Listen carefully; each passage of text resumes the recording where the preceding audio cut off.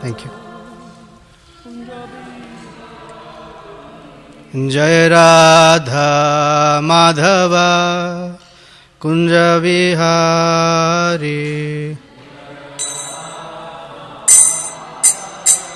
Prahlad, Ranga. Gopi Jana Vallabha Girivaradhari.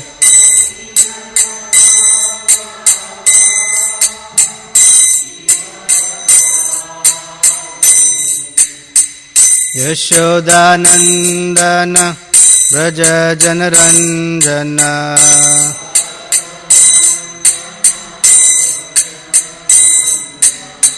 Yamunatira Vanachari.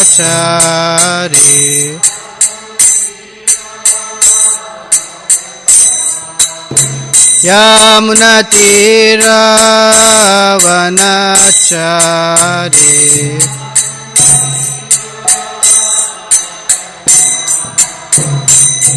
Jai Radha Madhava Kunja Vihari.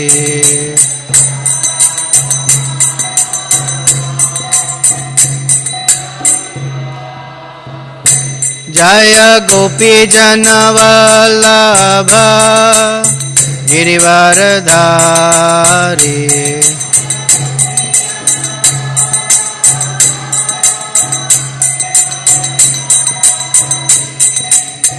Yashodanandana Braja Janaranjana.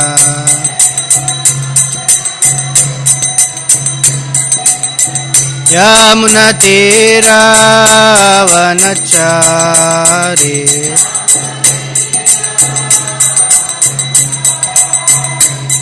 Jai Radha Madhava Kunja Vihari.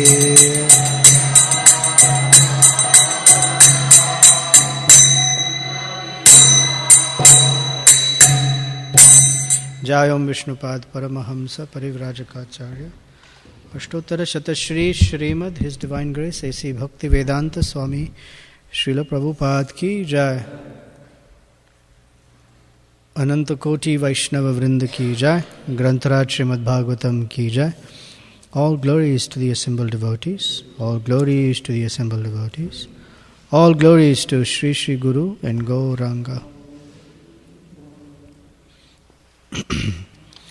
Om Namo Bhagavate Vasudevaya.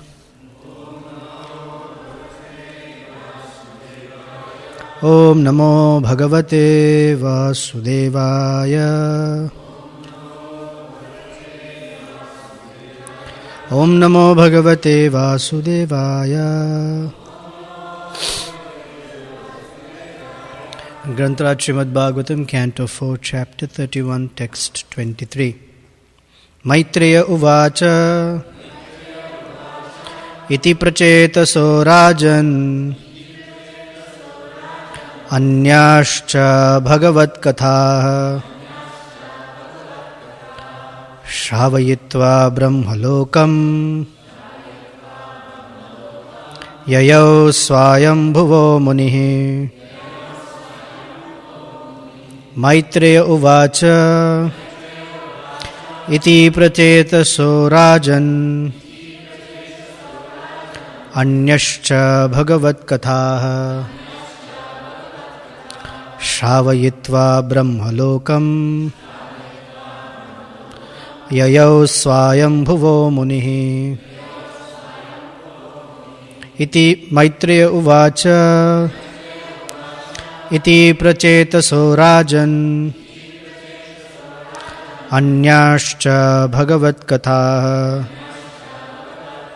Shravayitva Brahmalokam Yayau Swayam Bhuvo Munihi.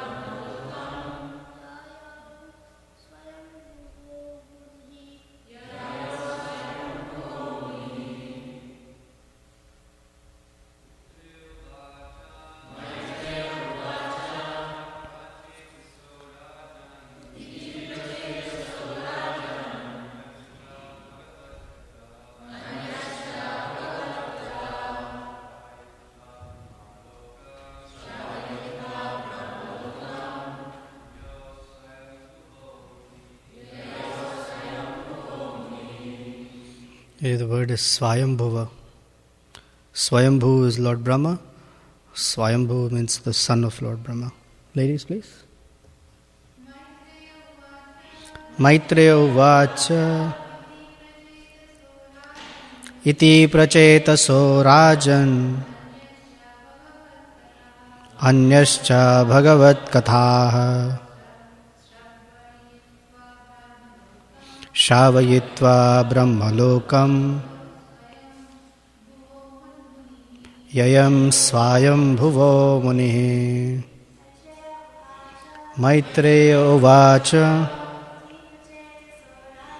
Iti Prachetaso Rajan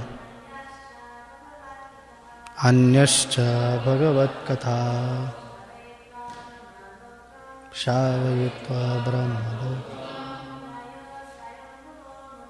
Yaya Swayam Bhuvo Mani. Maitreya Uvacha.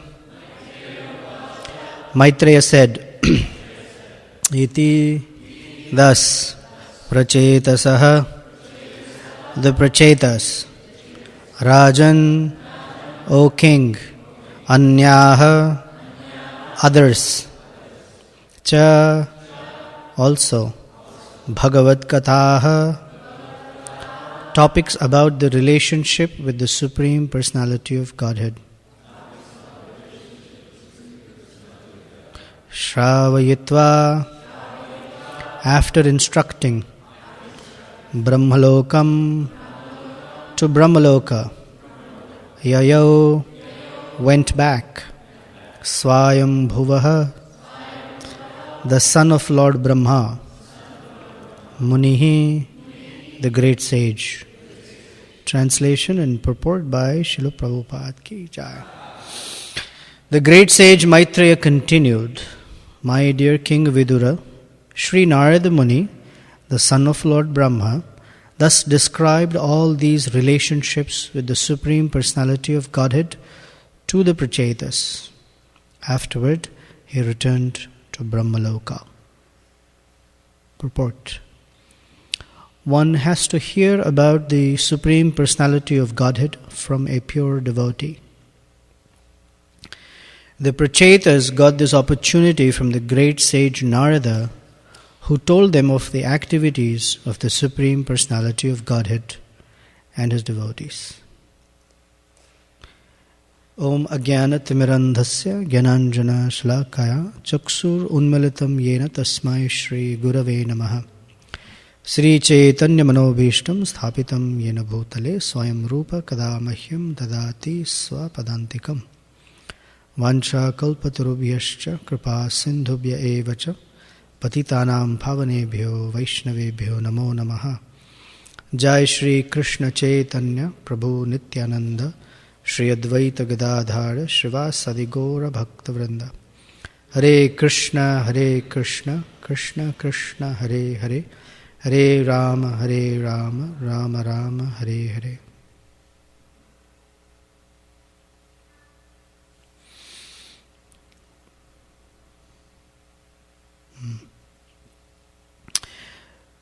There are two sentences in the purport. First is a instruction or a principle that one has to hear about the Supreme Personality of Godhead from a pure devotee. So within this statement is also that one should not hear about the Supreme Personality from anyone else. Within this statement is also that from a pure devotee, there is no other topic to hear about. So the pure devotees,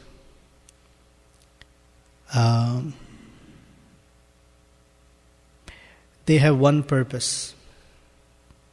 There are many purposes. There's one main purpose, if you will. That one main purpose is to move about and remind others about Krishna. And it is not something new or artificial. It is what every living entity has within their heart. Attraction for, love for Krishna. Every living entity has this. Nitya Siddha Krishna Prema Sadhya Kabunai.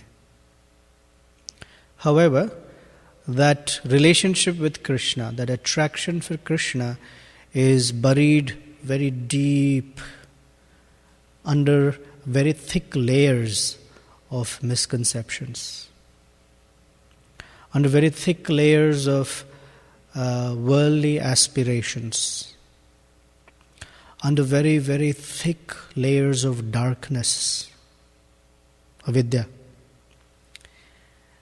And to extract from that core the little tiny spark of Krishna consciousness that is there is the special empowerment of pure devotees. Others cannot do it. There are others who add to the ignorance. There are many who add to that ignorance. Even in the religious circles, they add to that ignorance. The adding to ignorance is to encourage someone in karma, fruit of activities. To add to that ignorance is to encourage someone in speculation. For example, even if it is philosophical, topics in philosophy, yet not about the personality of Godhead, actually adds ignorance, adds to the ignorance. Or giving living entities aspirations for finding happiness in this material world by whichever means possible, is also adding to the ignorance. But pure devotees, they don't. They have a single purpose, and that purpose is to somehow or the other extract that little spark of Krishna consciousness and fan it. And they can do many things to keep fanning that little spark, such that that spark may become a little tiny flame, and fan it further so that tiny little flame can become a fire, and finally a blazing fire of Krishna consciousness. That's the purpose of a pure devotee. And the whole phenomenon is that when one hears from a pure devotee, that spark actually lights up. However, when one hears, even if it is about Krishna, from one who's not a devotee, that little tiny spark is in the danger of becoming extinguished. So there are many persons who say, oh, I am studying Bhagavad Gita or Bhagavatam or something in different places. Yes, that is like saying I am taking poison from different places. Srila Sanatana Goswami has warned us that we should be very careful where we hear from. He said, if you hear about Krishna from someone who's not a pure devotee, then it is like drinking milk that has been touched by a serpent, poisonous serpent. So externally it looks like milk, and when one tastes it, it also tastes like milk. But the effect of that milk is that it kills the person. So hearing from those who are not devotees, meaning, to broaden it, hearing within circles that are non-devotional, those who are not actively cultivating their relationship with Krishna under the guidance of a pure devotee. This is very important. There is a high risk that milk or that nectar, it looks like, tastes like nectar, whatever it is contaminated. It is contaminated by other conceptions of truth and reality. Therefore, a devotee must not hear anywhere else. And if this is called fanaticism, then yes, we are fanatics. It is like saying to a wife, or a wife saying, I will only serve my husband. Don't be such a fanatic. What do you mean? Sati, that's what it means, chaste. So we are chaste to hearing about Krishna only from devotees, as a principle. And it's important because only in the next verse is talking about what happens when you hear from such a person. So there are many persons out there. I started this a little bit the other day as part of a question-answer discussion, a cultural point. So I'll take this opportunity to expand that cultural point a little bit more. For those of you who were not here, the point that we made the other day at the end of class as part of the question-answer discussion was, in context to that verse that says, Pita na sasyat, Janani na sasyat, Guru na sasyat, that one should not be a parent, a teacher, a spiritual master, anyone, relative, if one cannot deliver their dependents from the clutches of birth and death.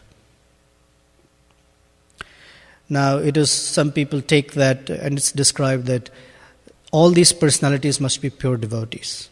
The answer is correct, that is true. The capacity to deliver someone from birth and death is invested with a pure devotee. Everyone else assists that pure devotee. So in the olden days, Vedic days, the parents, the community members, the relatives, the teachers, they would only do one thing. They would prepare the children in all necessary etiquettes and cultural aspects such that they can meet a bona fide guru. And when they meet the bona fide guru, that spark immediately sets to a blaze. So, aspects of etiquette, behavior, bowing down to superiors, being submissive to superior instructions, etc. All of that was nurtured. Talking about pure devotees, talking about Krishna, talking about the pastimes of pure devotees serving Krishna, how they have the transformational capacity. All of this builds what's called the proper samskaras. And so the child or children will aspire for, one day I hope to meet such a personality. The characteristics of a pure devotee, how to recognize a pure devotee, how to serve a pure devotee, all of that. So that when the right time came, there were no obstructions. With the passage of time, these things have been forgotten. The cultural aspects of how children are begotten, how children are trained, what are the aspects that they should be looking for, they have gone. In fact, I didn't say it that day, I'll say it today. Now the opposite has started. Children are told, don't surrender to a pure devotee. Don't go in this path, on this path. Don't go. Instead, do this. Look, everyone else is doing it. What will you get by becoming a devotee? Look at the devotees. They don't have anything. Deep down is the idea that devotees are parasites or losers or whatever is the adjective. Because they don't have anything. So just 2 days ago we heard the verse that a person, the real wealth of a devotee is called adhyatma dhana, the wealth of the soul, a wealth on the spiritual platform versus wealth on the material platform. So nowadays children are encouraged. No, this is not what you should be doing. You can be a little devotee, you can do things. At the same time, you should have something on the side just in case. How are you going to survive without something to do? I'm not saying that occupational duties are not required. That's not my point. In fact, a thoughtful devotee will have an occupational duty if the track that they are moving on is the grahastha track. In fact, one who doesn't care to plan like that fails miserably in their ashram. In fact, they fail Krishna, if you will. And I will also offer an opposing thought to it. A person who knows that their life is moving in a particular direction, it is wisdom to prepare for that direction. One shouldn't enter any phase of life without preparing, without adequate understanding of what that phase looks like. Because everything looks, it said the grass is greener on the other side. So if you want to poke fun, some brahmacharis will look at the grahasthas and say, oh, they have all the facilities. They have so much fun. They wow, look at that. I'm sleeping on that hard floor, this, that. My gosh, this is tough. Look at them. And some of the grahasthas may look at the brahmachari and say, wow, they're so fortunate. They don't have a husband or a wife to manage. They are so fortunate. If I had known earlier what I'm signing up for, I would have been a brahmachari. Something. Badrinarayan Prabhu told me a joke. So I have to say, right? I love grahasthas, so I have to poke fun at them, at myself. Badrinarayan Prabhu told me this joke, that a man was walking along the beach and he stumbled upon a little rusted lamp. So he was curious. He picked it up and he rubbed it. And came out a genie. And he said, I am your servant. How can I serve you? He said, well, I'm in Chicago. All my relatives are in Hawaii. And it takes one lot of money, a lot of time to get there. Flying and, it's blackout dates, Thanksgiving time, whatever. Can you construct a bridge that only I can travel on, and that too I can travel fast? Let's say in an hour I should be able to reach there.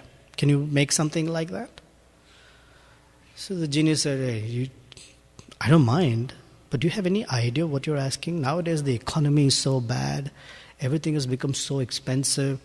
So much steel, so much amount of engineering has to go into it, the tar, the roads. I mean, it's a lot of work. Are you sure? Come on, ask for something else. So I said, all right. I've been thinking about this.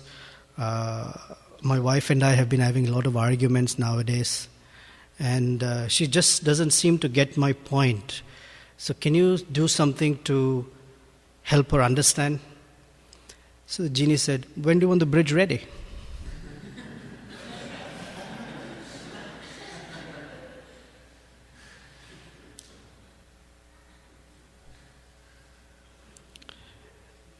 The point of back to, one shouldn't enter a phase without being prepared. So anyone who knows how life is going to move needs to prepare for it.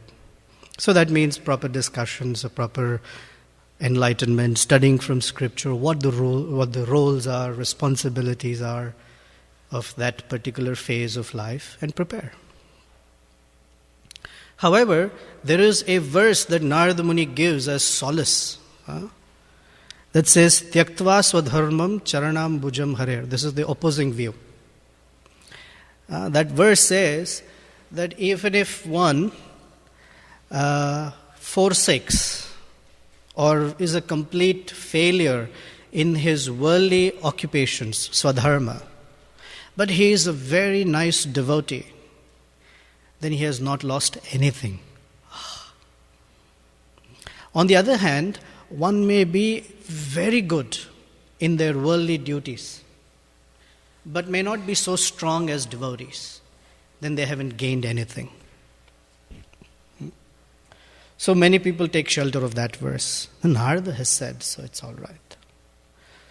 That verse does not, the verse already assumes that one is genuinely trying to perform their swadharmas carefully. So, The whole idea of preparing in life to meet and hear from a pure person is the preparatory work that everyone should be doing.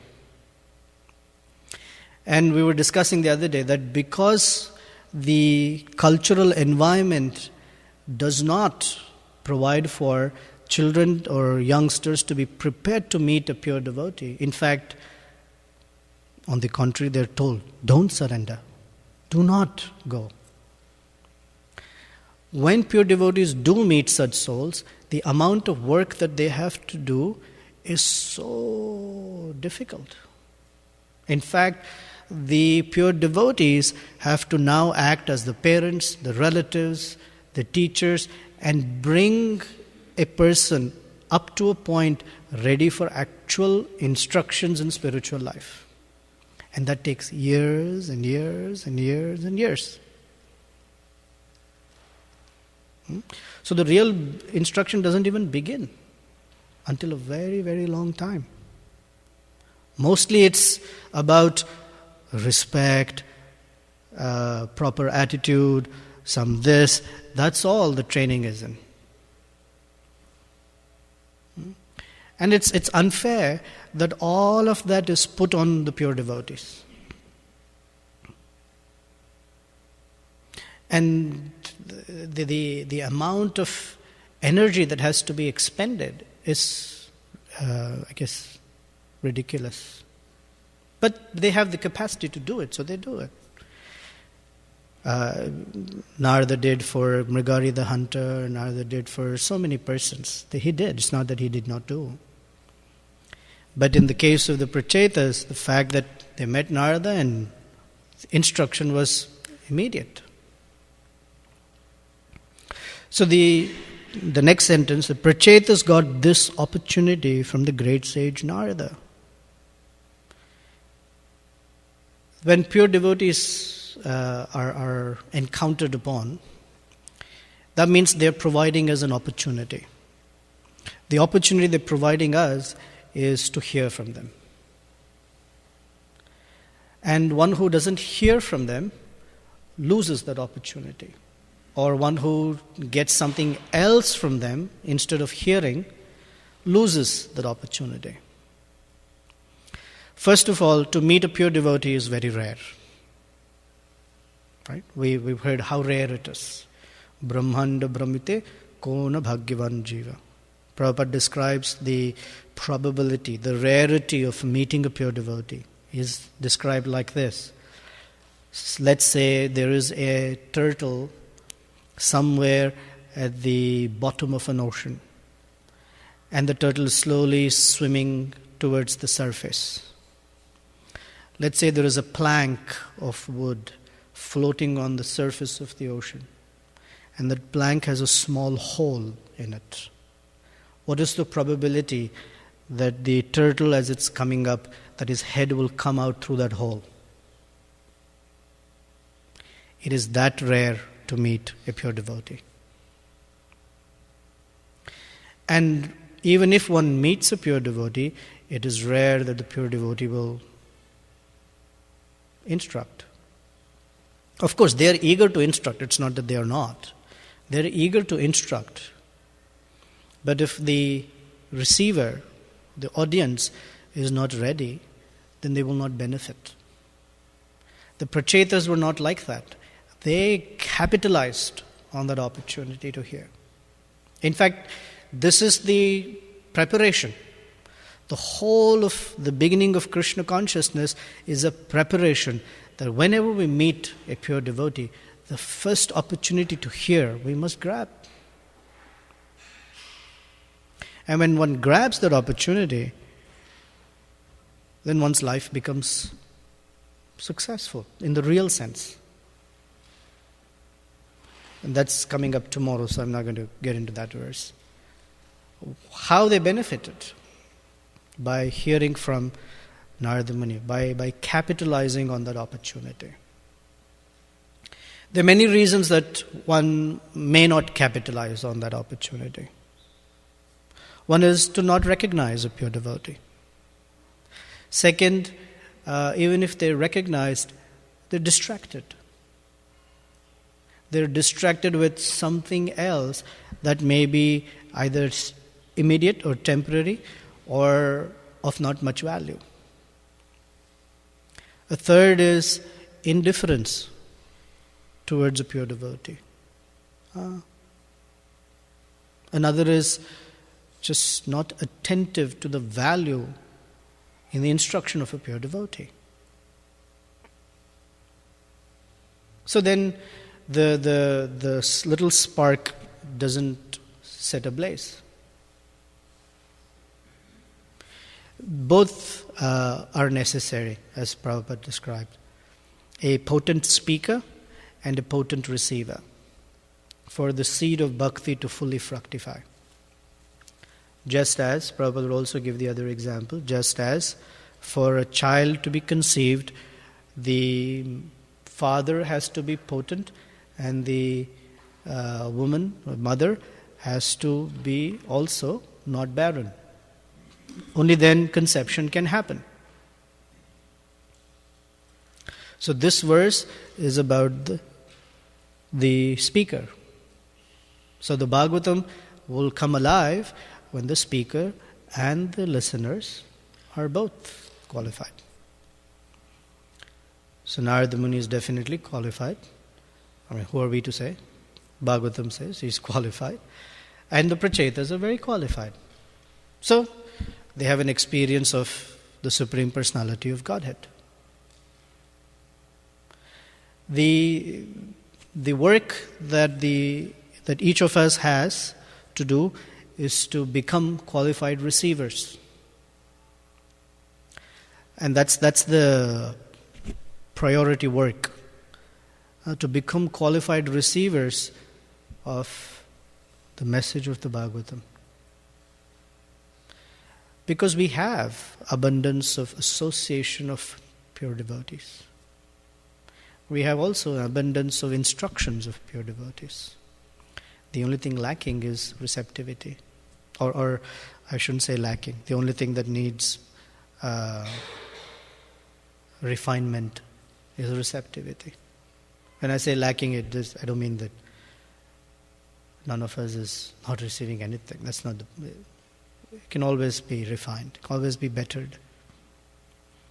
So the whole idea of sadhana bhakti is why do we follow rules and regulations? One of the features of following Vaidhi sadhana bhakti is to enhance our receptivity,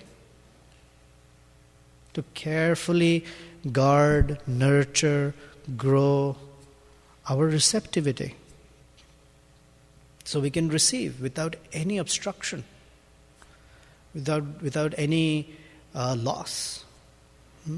In any engineering system, we talk about efficiency. Efficiency means how much output I get from whatever input I put in. So there is no machine in the real world that is 100% efficient. There is always some loss. So the whole idea of engineering is to minimize the losses to have maximum efficiency. It's not possible to have a machine that is 100% efficient because in nature there is loss, friction, whatever. We'll get into that. So the idea of efficiency is that whatever I'm receiving, that I'm fully taking in. That's our efficiency as a devotee. And it's not possible also because Krishna is unlimited. And regardless of how big our vessel becomes in receiving, Krishna is giving a lot more. One time a devotee expressed to their spiritual master, I feel that I'm receiving so much from you that my plate is full of mercy. Your cup is full of mercy. And the spiritual master responded, you may have not noticed how much you're missing out. Just because my cup is full, it doesn't mean there's so much still happening. I need to expand my cup. If I take a little 1/4 teaspoon and say, Maharaj, I'm full of mercy. Yeah, it's full, but Maharaj is giving a Pacific Ocean of mercy. You take a teaspoon and say, it's not. The idea is to expand that receptivity. Careful chanting, careful hearing. Not just hearing is that the tape's playing. Because when the tape plays, the mind also plays. And we don't know what we're hearing. Hearing carefully, picking up instructions, etc. We're not talking about how to hear, but if we discuss someday, hearing carefully, thinking what this point means. A first thing in hearing is, as soon as we hear is, if this is the real conception, what conception am I carrying in my mind? How do I know? How am I interacting? How am I interacting with the deities? How am I interacting with the paraphernalia, with the devotees, with Bhagavatam, with the people of the world? How am I interacting? That's a check for the right conception or wrong ones. To remember during the day, this is what I've learned today, I've heard today. How can I apply this? The mind may say, it's all right, you're still a neophyte. This is high-level instruction. Don't have to apply it right away. No. The intelligence of a devotee is, wherever I am at, how can I apply this principle? Today. Or today onwards, not just today. Because that's how life becomes better. As we apply the instructions we have received, our life becomes better to that degree. And every day as we apply, life becomes better. Better is that our receptivity to hear from, to live a life of Krishna consciousness becomes manifest. Same, in the same analogy we were talking about, the little spark becomes a blazing fire. These instructions are meant to fan that spark. However feeble, bleak it might be, they're meant to spark them, fan them. So the Prachetas, they were ready. They performed their austerities, they received Narada Muni carefully, and they applied. That's coming up as what they did with it. So those are some thoughts, questions. Wow. I saw Himanshu first, Kirtida Mataji, Ashray Prabhu, Jai Jagannath Prabhu. Hare Krishna Prabhu, thank you very much for your class. In regards to this point about all the other individuals in society is helping prepare the living entity to meet his spiritual master, I was thinking one area that I would like to work on. In our temple we have a very loving and sweet atmosphere, so the tendency for friendly dealings is very prevalent for myself, which I feel is a weakness because that may lead to familiarity and an offensive mentality in the current association of Vaishnavas, and then also, as you were saying, in the future when one meets a spiritual master. So how do we, within a friendly and sweet atmosphere, still maintain the necessary, I guess, vigilance to avoid being familiar and avoid making offenses? So the caution is, first caution is, to not get rid of the friendliness and the sweet atmosphere. We must have. Krishna consciousness is not dry, military, painful.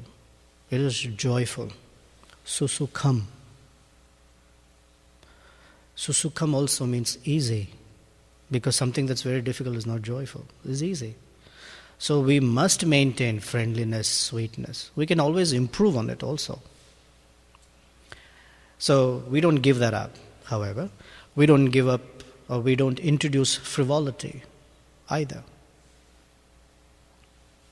So there can be friendliness, and in that friendliness, sweetness, we should be able to help each other.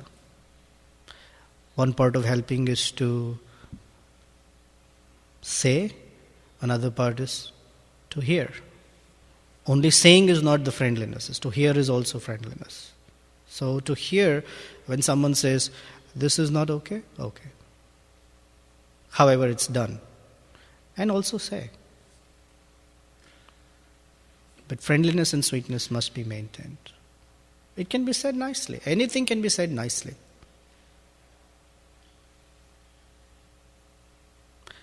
But the seriousness of it as to why we're doing this. We shouldn't distract ours or others' attention from Krishna. That's something we should be aware of. Or if you're not aware of, then we cultivate it. We can talk about many wonderful things relating to Krishna that are friendly, joyful, sweet, all of that.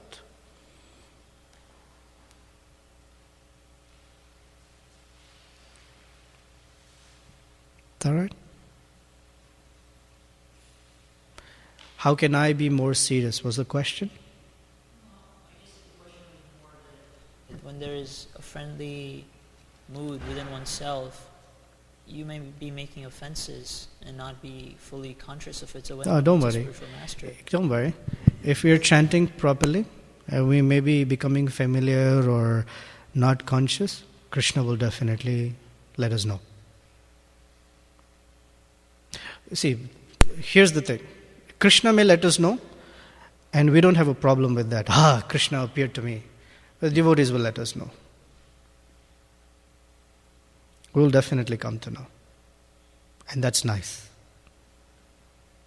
We should be happy. So, sometimes we have a tendency of becoming so overly cautious that we never start anything. Because we are only cautious. What if I go wrong? What if I say something wrong? What if I commit an offense? It's so much paralysis, there's almost paralysis even before doing anything. So better to do something, and be cautious, be aware, but do something, and if there's something really wrong, it'll come to our attention. And we're happy to know. Wouldn't you rather know? Yeah, like that. So, without worry, engage in happy exchanges. And Krishna will make sure somehow it will come to our attention if something's not okay. Does that address now? Mother Kirtida?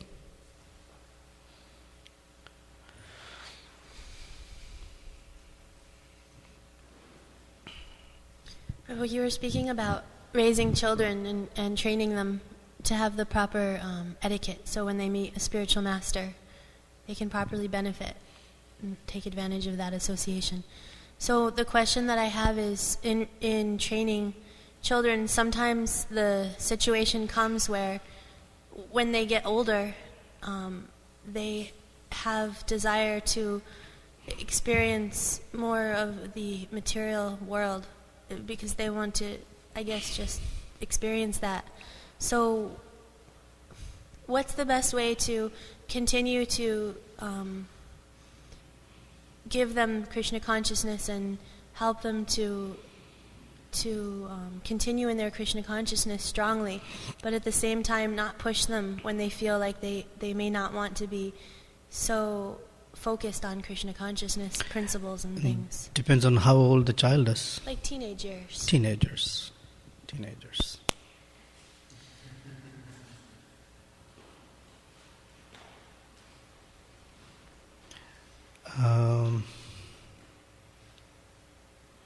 As a general principle,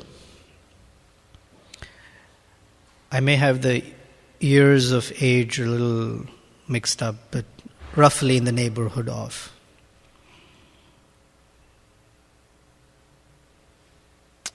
up to 5 years of age, generally, just whatever they do. Between 5 and 15, strictness.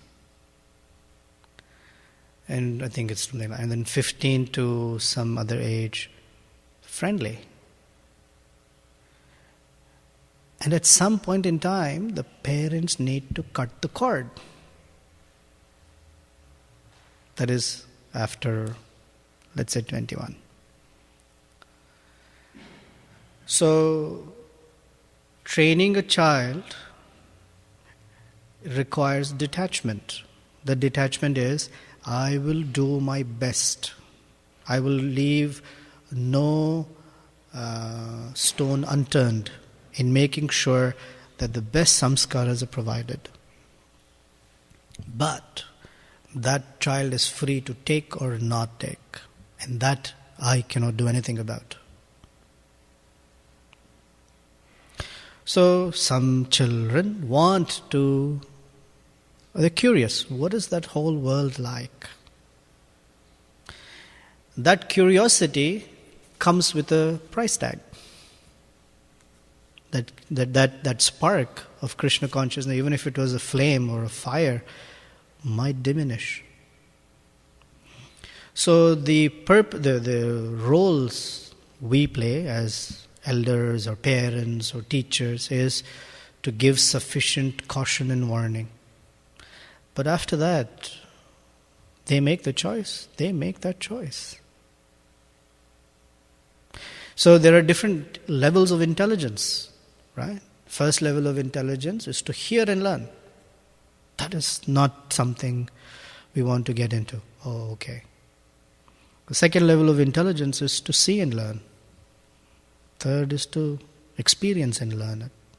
And some people have to learn that way. What to do? Some people have to go to the school of what's called hard knocks. They have to learn it that way.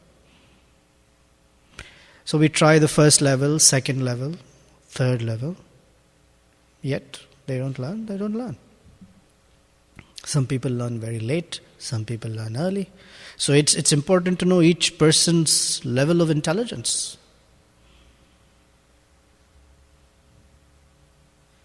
But without detachment, then it becomes a harrowing experience. One has to be detached. If one is not detached, that is Krishna's exposing the attachment of whoever, the teacher, parent, that is what is the problem here, not the child or whoever. So everyone's learning, but ultimately each person is independent in that sense. But we always wish well. You want to add something?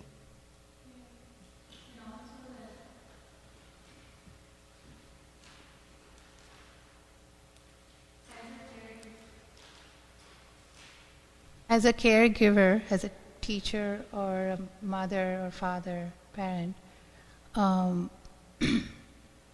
if we are like following Guru, Shastra and Sadhu in whatever we are doing, the way we are training the child, and we are guided like that, then, and we should have full faith and with full determination, we should follow the principles and what the guidance is. If you look at the soul, not the child in that body, but you look at the soul, it's like in a journey. So the first 15 years or 20 years that the child is under your care, you strictly follow the principles and don't compromise on that.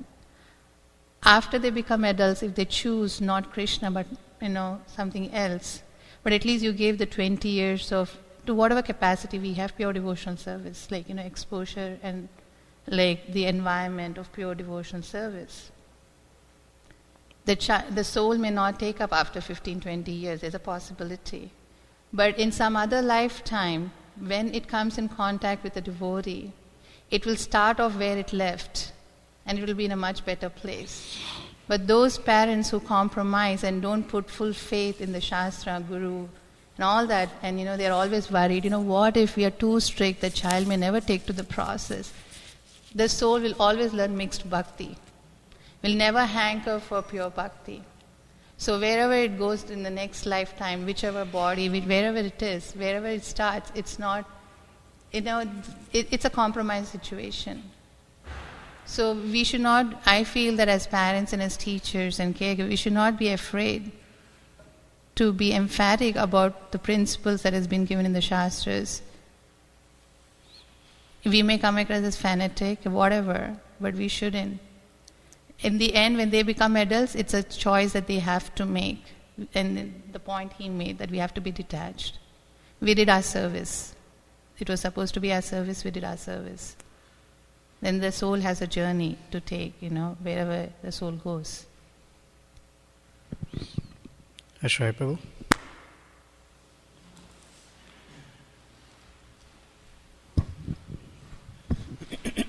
First of all, thank you for your concern for proper education and culture for the Vaishnavas. Second, excuse me, it might be a two-part thing, but if the first part clarifies it, it won't need to be. You made a statement that that verse that you were quoting, that Narada Muni speaks, it's presuming that the person he's talking about is already trying to follow their Swadharma nicely. Can you elaborate on what it means that they would actually be following their Swadharma nicely? Or trying to, I mean. Because every ashram has certain, every varna and every ashram has certain responsibilities.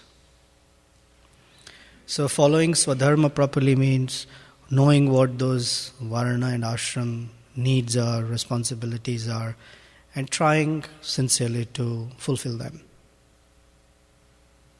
That's what it means. Okay, so I think, without making a presumption, I think based on what you said, that the statement you're making is in context of proper Vedic culture. It's not like modern day kind of thing. Yeah, modern day there is no concept of Swadharma. Right. However, people have certain ideas of Swadharma, even if they don't have full sense of their psychophysical nature. For example, morality, ethics, duty, responsibility. These are in line with Swadharma. I've taken the role of a husband, a father, or I work at a corporation, whatever. I have to follow carefully. I should not be cutting corners or cheating. So in that sense, Swadharma. Because that's the best we have in this situation of Kali Yuga. Yeah? Part B? It's the whole thing, Oh. because your statement and then something else that I was thinking of in terms of modern context, I couldn't connect it, but that makes more sense. The reason I quoted that verse is because some people use that as a crutch to be irresponsible. Irresponsible in their worldly duties because I'm being a devotee. So my point was to caution to not falsely use that verse as a crutch. That was the point. Jai Jagannath Prabhu. Hare Krishna. Hare Krishna.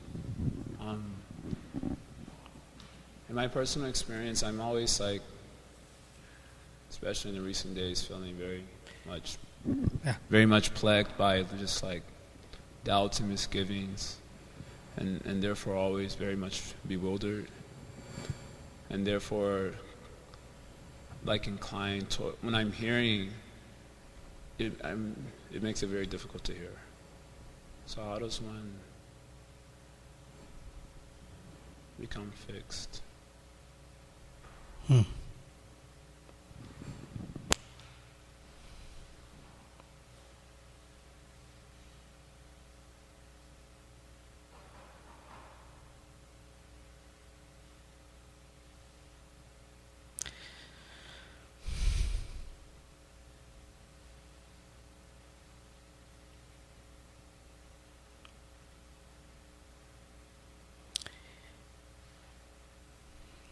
Is there anyone we can hear from? So we begin there.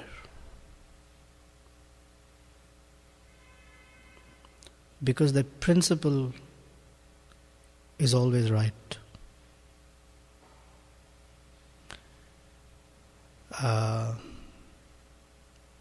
The mediums may change, but the principle is always right. And we cannot lose faith in that principle. Once we lose faith in that principle, then we lose out. So the hard work or the sincere effort that has been put in so far by others and by ourselves, because it's a combined effort. It never happens alone. Like, not you, but none of us, any one of us, can never say that I've come so far all on my own effort because I was very sincere. It doesn't work like that. I was very sincere, so I'm very fortunate that I was able to be carried by so many others. But the principle is always true. This or that, this person or that person, but the principle is true. So wherever we can hear from, if we are recognizing that there is a blockage, then wherever is the least resistance, take that first. So that in general the resistance is removed. Then it opens for other things to be in place. I have known persons in the short time. I have known persons who have lost faith in the whole principle of hearing, and that's even more painful. It's more painful for everyone. It's more painful for that person or persons, and it's very difficult. That's all I can offer right now. Anything else? Yeah, Sarah.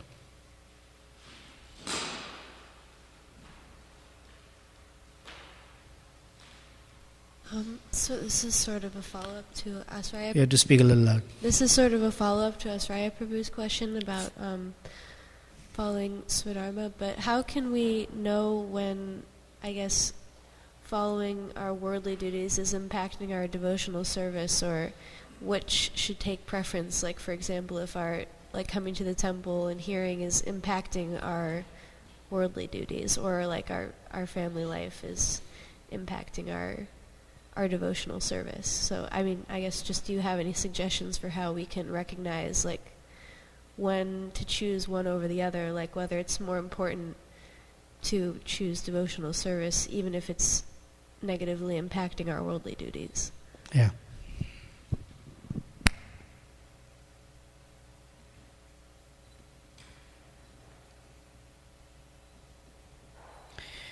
In the lives of great personalities, that means we are excluded already, so we're talking about great personalities. That's that verse that they may not follow certain worldly requirements. However, we're not that, we're not there. A life, how to this is in college environment or youth environment, the same thing asked in a very different way, how to balance. Generally, when you see a person neglecting, let's say, worldly duties in the name of devotional service, or is it even worthwhile discussing the other side, that very good with the worldly duties and neglecting devotional service? We will, just for the sake of rounding it out, there are persons like that. When you see a person neglecting, or this is material, like that, the first thing to know is that their conception about life is not clear. The second thing is, it also means that their application of the principles of bhakti is not proper. I'm speaking general, we don't know the situation. Some people may have some situation for which they are like that. So this requires now personalized, and that's the third point, that each one of us, every one of us, has to have proper guidance of how to execute the activities of bhakti and life in general. Without guidance, like without a what's that called? In the ocean there's a lighthouse. Thank you. It's a simple word. Without a lighthouse, no boat can get home. You have to have, and that lighthouse is fixed fully shining light. You don't take other boats as reference necessarily. You take the lighthouse. And the lighthouse is scripture, the words of a sadhu, and the instructions of Guru. Without that, there's no direction. Whatever we do seems right. And anyway, sincerely we're putting effort. It seems like I'm heading in the right direction. It's like Christopher Columbus, who just discovered America instead of going to India. Very sincerely going, but just landed somewhere else. Just saw different Indians. Needs guidance. If Christopher Columbus was initiated before he left, he may have landed in India. You got the idea. Proper guidance is necessary. You're welcome. I just kept it to simple principle. I didn't get into deep, but you get the idea. Okay. Thank you very much. Srila Prabhupada ki jai. Srimad Bhagavatam ki jai.